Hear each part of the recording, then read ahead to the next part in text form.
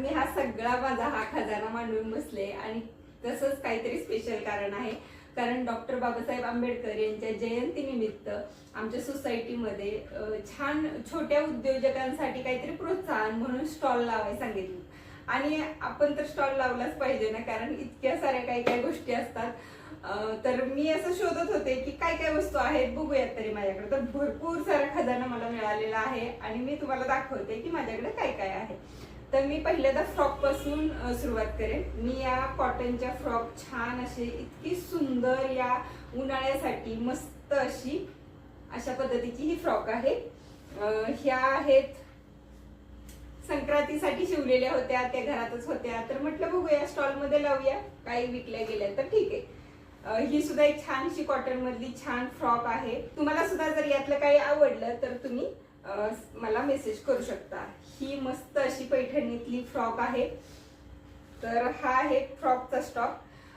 अशा पद्धतीची तोरण पण आहेत, एकदम सिंपल सिंपल तोरण आहेत, खूप सुंदर आहेत.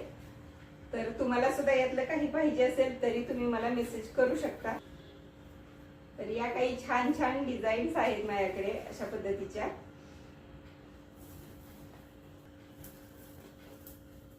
ही एक डिझाईन आहे. तर हे आहेत तोरण. हे तोरणासोबतचे शुभलाभ सुद्धा आहेत. फक्त सेपरेट शुभलाभ पाहिजे असतील तरी सुद्धा असे आहेत.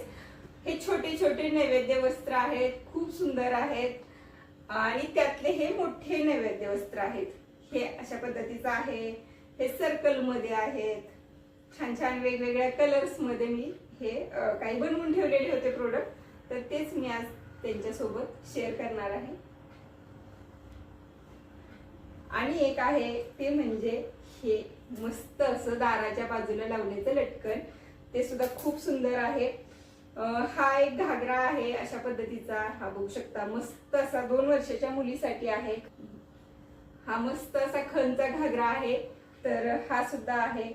अशा काही छोट्या छोट्या कलश साडी आहेत, या सुद्धा आहेत. तर हे सगळं कलेक्शन आज मी माझ्या स्टॉलवरती लावणार आहे. तुम्हाला आवडलं का मला प्लीज कमेंट करून नक्की सांगा. असा हा माझा आजचा स्टॉल लावून झालेला आहे. प्रत्येक वस्तू छान दिसावी अशा पद्धतीने मी अरेंजमेंट केलेली आहे यावरती. आणि माझ्या फ्रेंडने ज्वेलरीचा स्टॉल लावलेला आहे. ती घरातून ज्वेलरी सेल करत असते, तर तिने सुद्धा छान स्टॉल लावला आहे. आणि काही माझ्या मैत्रिणी आहेत त्यांनी खायचे पदार्थ लावलेले आहेत, म्हणजे चाट आहे, इडली सांबर आहे, खूप छान छान खायचे पदार्थ सुद्धा होते.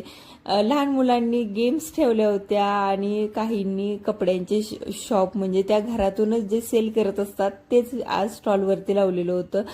खरंच खूपच छान प्लॅटफॉर्म दिला होता आमच्यासाठी, कारण यातून आमचा सेल तर झालेलाच आहे, पण त्यापेक्षा जास्त आम्ही काही ज्या गोष्टी करतोय, घरातून सेल करतोय, काही बनवतोय, ते बऱ्याच लोकांना आज समजलं की तुम्ही शिलाई काम करता किंवा तुम्ही ज्वेलरी शॉप तुमचं आहे घरातून. तर या गोष्टी कळाल्या, त्यामुळे कस्टमर्स वाढण्यासाठी मदत होते. आणि खरंच खूप छान वाटतं की आपले प्रोडक्ट सगळ्यांना आवडत आहेत. हे बघून खरंच खूप छान वाटतं. आणि काहींनी माझ्याकडून अशा छान छान वस्तू विकत घेतल्या. खरंच खूप त्यासाठी थँक्यू सगळ्यांना. आणि हा माझा छोटासा व्लॉग कसा वाटला मला नक्की सांगा.